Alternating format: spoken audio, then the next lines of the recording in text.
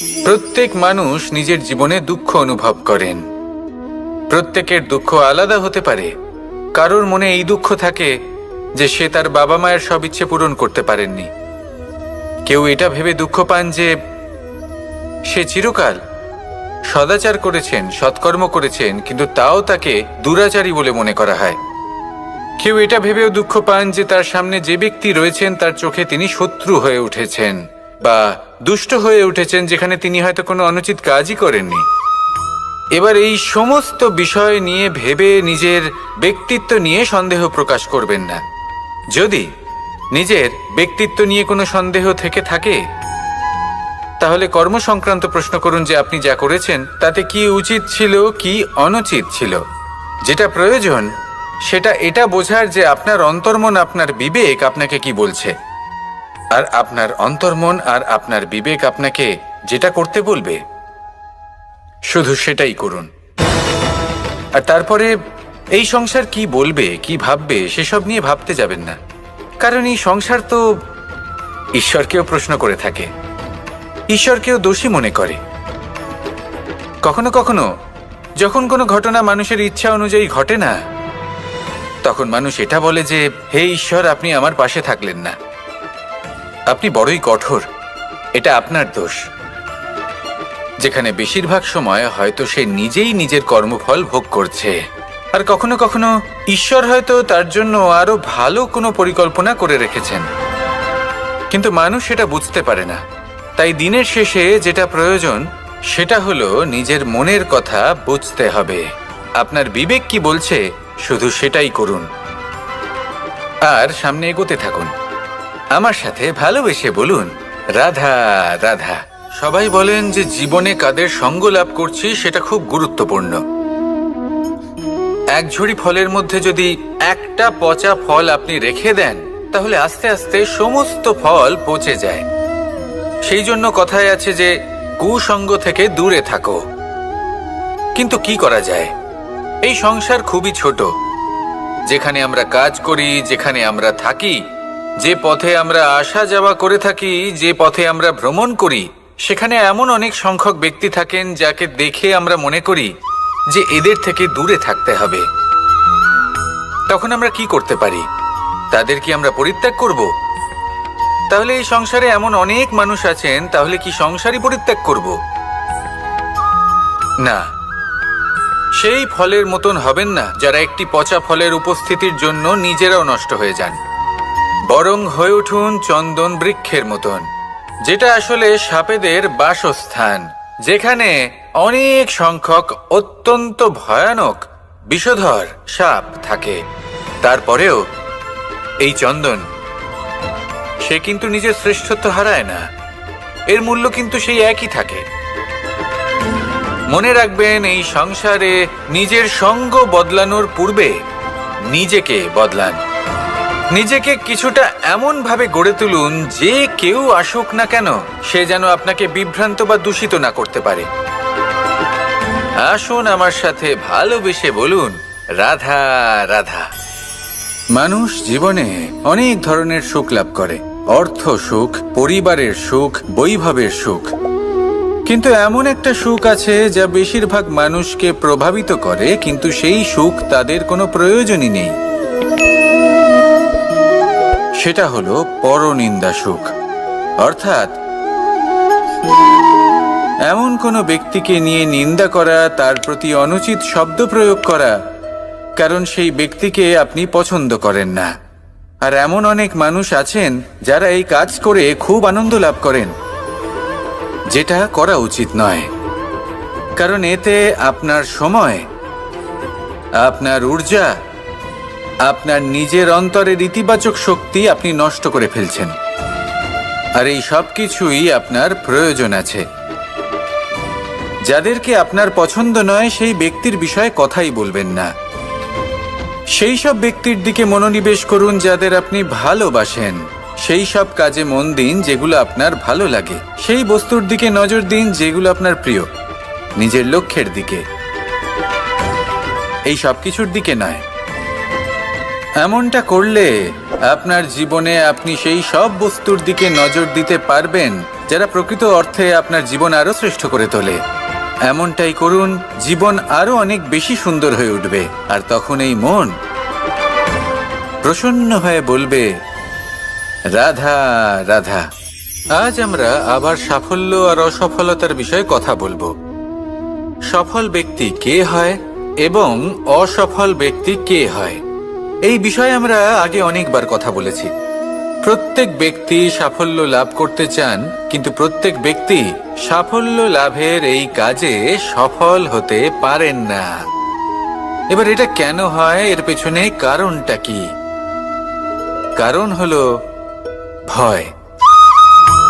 সফল ব্যক্তি হলেন তিনি যিনি নিজের সিদ্ধান্ত দ্বারা এই সমস্ত সংসারকে বদলে দিয়ে থাকেন, এবং অসফল ব্যক্তি হলেন তিনি যিনি এই সংসারকে দেখে এর বিষয়ে ভেবে নিজের সিদ্ধান্ত বদলে ফেলেন। প্রয়োজন হলো নিজের লক্ষ্যের বিষয়ে ভেবে দেখার, পথের বিষয়ে ভেবে দেখার। একবার যদি আপনি পথ নির্বাচন করে থাকেন, সেই পথে অগ্রসর হতে থাকুন আর তাতে অটল থাকুন। সবসময় দৃঢ় প্রতিজ্ঞ হন। আপনি যদি কোনো পথে টিকে থাকেন আর নিরন্তর পরিশ্রম করতে থাকেন, তবেই আপনার জীবনে সাফল্য আসবে।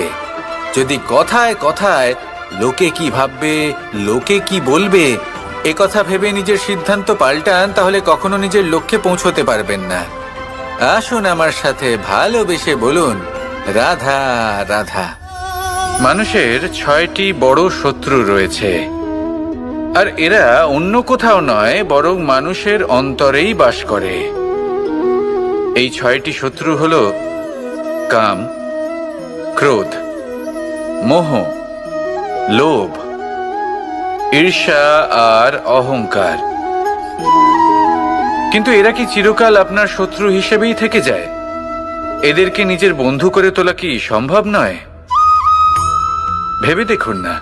এবার যদি কথা বলি কাম নিয়ে, অর্থাৎ কামনা করা, তাহলে মানুষ যদি জীবনে কামনা করতে থাকে, তাহলে সন্তোষের অনুভূতি লাভ করতে পারে না। কিন্তু এই কামনাই মানুষের বন্ধু হয়ে উঠতে পারে। কিভাবে? ধরুন, যদি মানুষ ভাবে আমি আরো অনেক বেশি শ্রেষ্ঠ ব্যক্তি হয়ে উঠতে চাই, আর তার জন্য কর্ম করে, পরিশ্রম করে, তাহলে ভবিষ্যতে গিয়ে শ্রেষ্ঠ ব্যক্তি হয়ে উঠতে পারে কামনার কারণে। অর্থাৎ এই কামনাই ওর বন্ধু হয়ে ওঠে। কিন্তু ধরুন, কোনো মানুষ যদি চায় সে শ্রেষ্ঠ ব্যক্তি হয়ে উঠবে, কিন্তু তার জন্য না কোনো কর্ম করছেন আর না কোনো পরিশ্রম করছেন, আর অধর্মের পথে চলতে শুরু করে দেন, তাহলে এই কামনাই তার শত্রু হয়ে উঠতে পারে। এবার যদি এই কামনাকে নিজের বন্ধু করে তুলতে হয়, তাহলে নিজের নির্বাচনে বিচক্ষণ হতে হবে, নিজের মস্তিষ্কের ওপর নিয়ন্ত্রণ রাখতে শিখতে হবে। সেটাই করুন আর আমার সাথে ভালোবেসে বলুন, রাধা রাধা। আজ আমরা মানুষের আরো একটি শত্রুর বিষয়ে কথা বলবো, যার নাম হলো লোভ। যে কোনো বস্তুকে অত্যাধিক লাভ করার যে বাসনা, যতটা লাভ করেছি ততটা যথেষ্ট নয়, আমার আরো চাই, আরো চাই, একেই বলে লোভ। এবার এই লোভ আপনার জীবনে শুভ না অশুভ, আপনার মিত্র নাকি আপনার শত্রু, সেটাও নির্ভর করছে আপনার ওপর।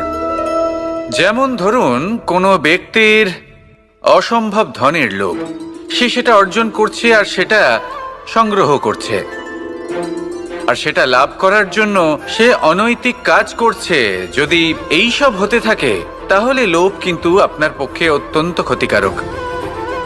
কিন্তু যদি সেই ব্যক্তি ধরুন ধন অর্জন করছেন, তার সাথে নীতিও পালন করছেন, আর সংগ্রহ করার পরে সেটা সংসারে ছড়িয়ে দিচ্ছেন, যদি এমনটা হয়, তাহলে এই লোভ আপনার বন্ধু হয়ে উঠতে পারে।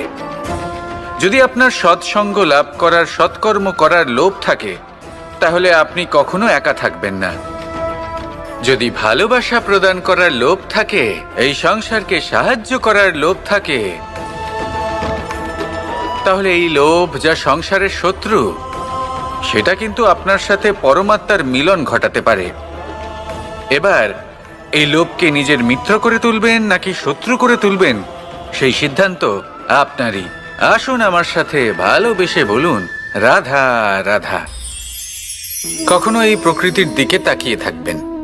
এই প্রকৃতি অনেক ধরনের শিক্ষা দেয়। কোনো একটা গাছকে দেখুন কিভাবে সে মাটি থেকে জল শুষে নেয়। সে ঝড় হোক বা হোক কড়া রোদ সব সহ্য করে এবং অবশেষে সে ফল ধারণ করে। আর সেই ফল উৎপন্ন করার পরে সে ফল কিন্তু সে নিজে গ্রহণ করে না, এই সংসারকে প্রদান করে, যাতে পশু পাখি মানুষ তারা এই ফল গ্রহণ করে শক্তিশালী হয়ে উঠতে পারে, সুস্থ থাকতে পারে। সেভাবেই নদী, সরোবর এরা নিজেরাও কিন্তু নিজেদের জল গ্রহণ করে না, মাটিকে প্রদান করে, পশু পাখিকে প্রদান করে। সূর্য নিজেও নিজের জন্য প্রজ্বলিত হয় না, সে প্রকাশ ছড়িয়ে দিতে চায় আমাদের সবার কাছে, সে আলো পৌঁছে দিতে চায়। এই প্রত্যেকের কর্মে পরমার্থ নিহিত আছে, আর সেই জন্যই এদের সকলকে পুজো করা হয়। তাই মনে রাখবেন, আপনার কাছে জীবন যাপনের অতিরিক্ত যা কিছুই আছে তা পরমার্থের জন্য।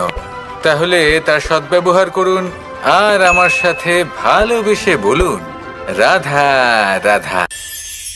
পরিবর্তন, এটা হলো সৃষ্টির অমূল্য নিয়ম। এই সংসারে সবকিছু সময়ান্তরে পরিবর্তিত হয়, এই সময়ও পরিবর্তিত হয়। পরিবর্তন চিরকাল হয়ে এসেছে আর চিরকাল হতে থাকবে। কিন্তু এবার আমরা সেই পরিবর্তন কিভাবে লাভ করব যেটা আমাদের প্রয়োজন, যেটা আমরা চাই? আমরা জীবনে বিকাশ চাই। এই বিকাশ কিভাবে লাভ করতে পারি? এই প্রকৃতি কিন্তু আমাদের অত্যন্ত উত্তম উদাহরণ দিয়ে বুঝিয়েছে। একটি বিন্দুর উদাহরণ দিয়েছে যা ভবিষ্যতে একটা বিশাল নদীর আকার ধারণ করে। এটা কিভাবে হয়? মেঘ থেকে একটি বিন্দু ঝরে পড়ে সেই পর্বতের ওপর যেখানে হিম আছে। সেই হিমের সংস্পর্শে আসা মাত্র সেই বিন্দুর সাথে আরো বেশ কিছু বিন্দু যুক্ত হয়, তারপর তারা অগ্রসর হয়, আরো কিছু বিন্দু যুক্ত হয়, আস্তে আস্তে একটা ক্ষীণ ধারার রূপ ধারণ করে এবং সেটাই ভবিষ্যতে আরো এগোতে থাকে। অনেকটা যাওয়ার পর যখন অনেক সংখ্যক বিন্দু একসাথে যুক্ত হয় তখন সেটা বিশাল নদীর আকার ধারণ করে। এবার আমরা মানুষ বলে আমাদের সাথে এই নিয়মের অন্যথা হয় তা নয়। আমরাও এই প্রকৃতির অংশ, আমাদের ক্ষেত্রেও একই নিয়ম প্রযোজ্য। যখন পরিশ্রম করে অনেক সংখ্যক বিন্দু আমরা একত্রিত করব তখনই পরিবর্তনের নদী প্রবাহিত হবে। প্রয়োজন হলো নিরন্তর পরিশ্রম করা এবং ধৈর্য ধরা। এটা করতে থাকুন, জীবনে সব কিছু লাভ করতে পারবেন। কারণ প্রকৃতি আমাদের এটাই শিখিয়েছে, আর আমরা এই ব্রহ্মরই একটি অংশ, যার দ্বারা এই ব্রহ্মাণ্ড নির্মিত। আসুন আমার সাথে ভালোবেসে বলুন, রাধা রাধা। আমরা সকলে সামাজিক জীব। মানুষের সাথে দেখা সাক্ষাৎ করা এটা চিরকালই চলতে থাকে। আমরা কখনো কাউকে উপহার দিই, আবার কখনো কেউ আমাদের উপহার দেয়। কখনো কি এমন হয়েছে যে আপনি কাউকে একটা উপহার দিয়েছেন, কিছু সময় পরে বা কিছু মাস পরে সেই উপহারই ঘুরে ফিরে আপনার কাছেই এসেছে, অর্থাৎ সেই বস্তুটাই আপনার কাছে আবার ফিরে এলো? এরকম হয়। ছেলেবেলায় একদিন একজনের বিবাহ ছিল, তখন মা তাকে একটা উপহার দিতে চাইছিলেন। তাই তিনি একটা পোশাক বানালেন আর সেটাকে সুসজ্জিত করছিলেন। আমি দেখলাম আর জিজ্ঞেস করলাম যে, মা, এই পোশাক এত সুসজ্জিত করার কি আছে? তখন মা বললেন যে, কানাই, কখনো কাউকে এমনই উপহার দেবে, এমন প্রকারে দেবে যে সেটা যদি আবার ঘুরে ফিরে তোমার কাছে ফিরে আসে তাহলে যেন তোমার খারাপ না লাগে। এটাই কিন্তু হয় আমাদের ব্যবহারের সাথে, কর্মের সাথেও এবং আমাদের কথার সাথেও। তেমনই আচরণ করবেন যে আচরণ আপনি সহ্য করতে পারবেন। যদি মুখ থেকে কটু কথা বেরোতে থাকে তখন নিজেকে সংযত করে নিন। সেই শব্দই প্রয়োগ করুন যেটা আপনি তার বদলে শুনতে চাইবেন এবং আপনার দুঃখও হবে না। কারণ আপনার কর্ম এমন একটা উপহার যেটা আবার ঘুরে ফিরে ফলস্বরূপ আপনার কাছেই আসবে। সেই জন্য নিজের আচরণ শুভ করুন, নিজের মানসিকতা শুভ করুন, নিজের মুখ থেকে মধুর বাণী নিঃসৃত করুন, আর এইভাবেই মধুরভাবে বলুন, রাধা রাধা। এই সংসারে প্রত্যেকটা জিনিসের নিজস্ব একটা বিশেষত্ব আছে, আর তার বিশেষত্বর জন্যই তাকে বিশেষ গুরুত্ব দেওয়া হয়। যদি কথা বলি অস্ত্রের, যেমন তরোয়াল, তরোয়াল নির্মাণ করা হয়েছে রক্ষার জন্য। কত তাড়াতাড়ি সে সামনে উপস্থিত শত্রুকে নিধন করতে পারে। এবার এই তরোয়ালের কোন গুণটা দেখা প্রয়োজন? সেটার ধার। সেই বস্তুটি নয় যার মধ্যে এই তরোয়াল রাখা হয়। সেইভাবেই যদি আমি কথা বলি বাণের, তাহলে এটা প্রয়োজনীয় নয় যে সেই বাণ কতটা তীক্ষ্ণ, কতটা বলশালী। এটা দেখা প্রয়োজন যে তার আকারটা কেমন। সে কি বাতাস ভেদ করে নিজের লক্ষ্যে পৌঁছতে পারবে? সেটা বেশি গুরুত্বপূর্ণ। সেই জায়গাটা নয় যেখানে সেই বাণ রাখা হয়। ঠিক সেইভাবেই যদি আপনি কোনো মানুষেরই মূল্য বুঝতে চান, তাকে পরখ করে দেখতে চান, তাহলে তার জাতি, তার ধর্ম, তার রূপ, তার আকার, সেগুলো দেখে তাকে পরখ করতে চেষ্টা করবেন না। তাকে পরখ এই সব কিছুর ভিত্তিতে করবেন না। তার স্বভাবটা দেখুন, তার গুণ দেখুন, তার প্রতিভা দেখুন, তার কর্ম দেখুন, কারণ এটাই সেই ব্যক্তির আসল পরিচয়। এটাই হলো তার অস্তিত্ব। যখনই আপনি কোনো নর্তককে শ্রেষ্ঠ নৃত্য প্রদর্শন করতে দেখেন, তখন আপনি কিন্তু এটা ভাবেন না যে সে কোথা থেকে এসেছে, সে কি খায়, ওর বন্ধু বান্ধব কারা। আপনি তার নৃত্য দেখেন, ওর শিল্প দেখেন, সেটারই প্রশংসা করেন, সেটাকেই সম্মান করেন। সেইভাবে এই সংসারে সকলকে সম্মান করুন। আর এই সম্মানের আধার হওয়া উচিত তার গুণ, তার স্বভাব, তার কর্ম, তার রূপ আর তার বেশভূষা নয়। আসুন আমার সাথে ভালোবেসে বলুন, রাধা রাধা। এই সংসার বলে যে কৃষ্ণ হলো মহাযোগী। কেউ বলে যে কৃষ্ণ হলো সাংখ্যযোগের প্রবর্তক, কেউ বলে ভক্তিযোগের, কেউ বলে জ্ঞান যোগের, কেউ কেউ এটা মনে করেন যে অষ্টাঙ্গ যোগের প্রভু হলাম আমি। কিন্তু এই যোগ আসলে কি? যোগ বিষয়টাকে বোঝা খুব একটা কঠিন নয়, কিন্তু সেই যোগকে নিজের যাপনের অংশ করে তোলা হলো অত্যন্ত কঠিন, আর তার জন্য প্রয়োজন অভ্যাস। যোগ শব্দটার অর্থ হলো যুক্ত করা, আর এটা আমি ছোটবেলায় শিখেছিলাম। যখন আমার মাখন খেতে ইচ্ছে করত, আর মা মাখনের সেই হাঁড়িটা ওপরে টাঙিয়ে রাখতেন, তখন আমরা ভাবতাম যে অত দূরে পৌঁছবো কি করে। তখন আমরা যোগের বিষয়ে জানতে পারলাম, আর তখন জানতে পারলাম যে সব থেকে গুরুত্বপূর্ণ যোগ আসলে কি? সহযোগিতা, সাহায্য। আমরা সব সখারা একসাথে জড়ো হতাম, একে অপরের পিঠের ওপর উঠে দাঁড়াতাম, আর তারপর আমরা ওই মাখনের হাঁড়ির কাছে পৌঁছতে পারতাম, আর তারপর আমরা সবাই মিলে সেই মাখন ভাগ করে খেতাম। সহযোগিতা, এটা অত্যন্ত গুরুত্বপূর্ণ। পাণ্ডবরাও মহাভারতে এটাই করেছিলেন। ওনাদের সাথেও কেউ ছিল না। একে অপরকে সাহায্য করে ওনারা অনেক বীরদের একত্রিত করেছিলেন। তারপর অবশেষে মহাভারতের এই মহাযুদ্ধে ওনারা জয়লাভ করেছিলেন। রামায়ণে রাম এবং লক্ষ্মণের সাথে কেউ ছিল না। সহযোগিতার মাধ্যমে ওনারা ভাল্লুক আর বানর সেনাকে একত্রিত করেছিলেন, আর এই সংসারের সব থেকে প্রবল রাক্ষস রাবণকে বধ করেছিলেন। মনে রাখবেন, একসাথে মিলে যদি আপনারা কর্ম করতে শেখেন, তাহলে এই সংসারে এমন কিছুই নেই যেটা আপনি অর্জন করতে পারবেন না। আসুন আমার সাথে ভালোবেসে বলুন, রাধা রাধা। মানুষ যখনই কোনো পর্বতারোহণ করতে শুরু করে, তখন সে বারবার পড়ে যায়, বারবার উঠে দাঁড়ায়, সামনে এগোতে চেষ্টা করে, কিন্তু যদি সে দৃঢ় নিশ্চয় করে থাকে, তাহলে সে অবশেষে সেই পর্বতের শিখরে পৌঁছেই যায়। চলার পথে যদি বড় কোনো পাথর চলে আসে, বা পর্বতের কোনো বড় অংশ সামনে আসে, তাহলে সে তার সাথে ধাক্কা খায় না, সে পথ বদলে নেয়।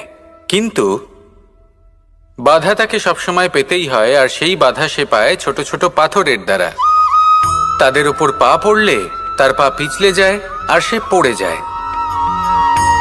এই ছোট ছোট পাথর হলো আমাদের জীবনের সেই ছোট ছোট সমস্যা, সেই ছোট ছোট ভুলগুলো যেগুলো আমরা অবজ্ঞা করতে থাকি। আমরা ভাবি এর দ্বারা কি বা ক্ষতি হবে, কিন্তু সেগুলোই অনেক সময় আমাদের অসফলতার কারণ হয়ে দাঁড়ায়।